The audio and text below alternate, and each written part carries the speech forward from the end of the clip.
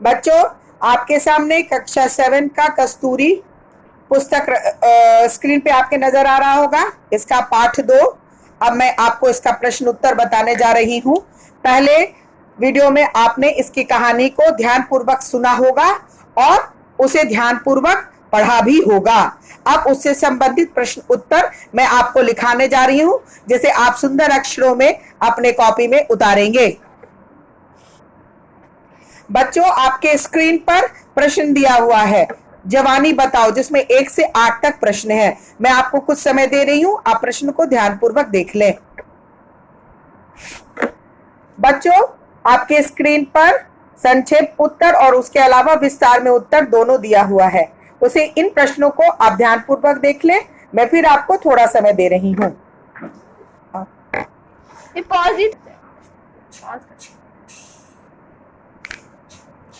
बच्चों, आपके स्क्रीन पर क्लास 7 कक्षा 7 पाठ 2 लिखा हुआ है। पाठ का नाम है अन्याय का विरोध। मौखिक प्रश्न एवं उत्तर आपके स्क्रीन पर है। पहला प्रश्न है, अन्याय का साथ क्यों नहीं देना चाहिए? क्योंकि उसमें आप एक दब्बू और भीरू कहलाएंगे। अन्याय क्यों नहीं सहना चाहिए? बच्चों, उत्तर है, अन्याय को इसलिए नहीं सहना चाहिए कि वो इंसान को आत्मसम्मान एवं जीवन शक्ति से विहीन बना देता है। क्या अन्याय का विरोध करना बुरी बात है? नहीं। जो इंसान अन्याय का विरोध नहीं करता वो कायर कहलाता है। जूलिया का मालिक क्या चाहता था? जूलिया का मालिक चाहता था कि जूलिया अन्याय का सामना करे और लड़े। क्या जूलिया को अन्याय का विरोध करना चाहिए था? बिल्कुल, जूलिया को अन्याय का विरोध करना चाहिए था, तभी तो उसके पुराने मालिक ने उसे 1 भी रुपया नहीं दिया। बच्चों, आपके सामने प्रश्न 6 है, जूलिया का स्वभाव कैसा था? जूलिया का स्वभाव दब्बू, भीरू और बोदा था। वो अपने साथ हो रहे अन्याय का विरोध नहीं कर पाती थी। क्या आपने कभी किसी बात का विरोध किया है? हाँ, मैंने विरोध किया है। मेरे मित्र की कोई गलती नहीं थी, पर कुछ लोग उसे डांट रहे थे, तो मैंने इसका विरोध किया और अपने मित्र को डांट से बचा लिया।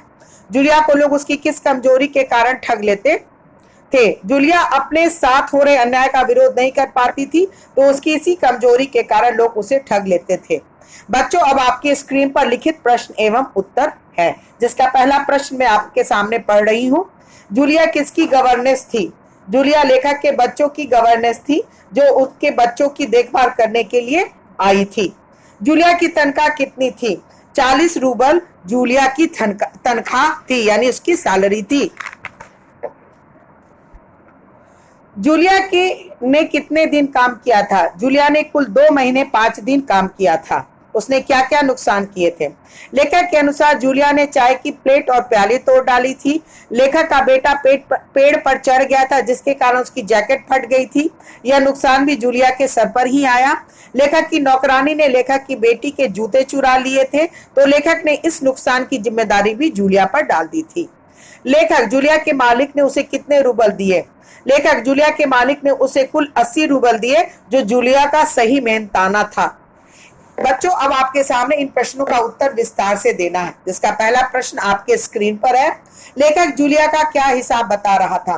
लेखक जूलिया को 2 महीने का वेतन दे रहा था। इसके अलावा वो इतवार की छुट्टी और छुट्टियों के भी पैसे काट रहा था।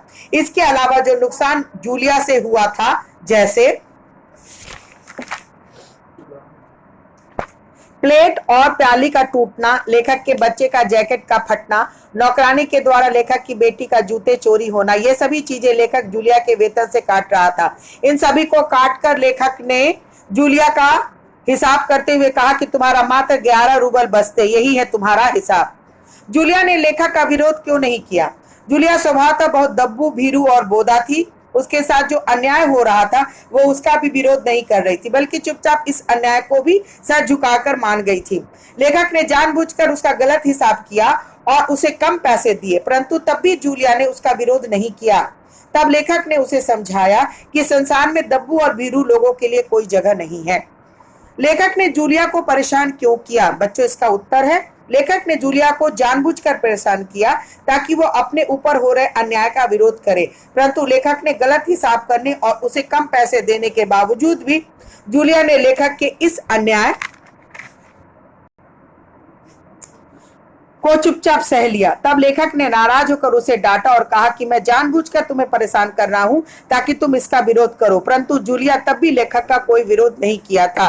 बच्चों, ये आपका प्रश्न उत्तर समाप्त हुआ, जिसे आप अपने कॉपी में सुंदर अक्षरों में उतारेंगे।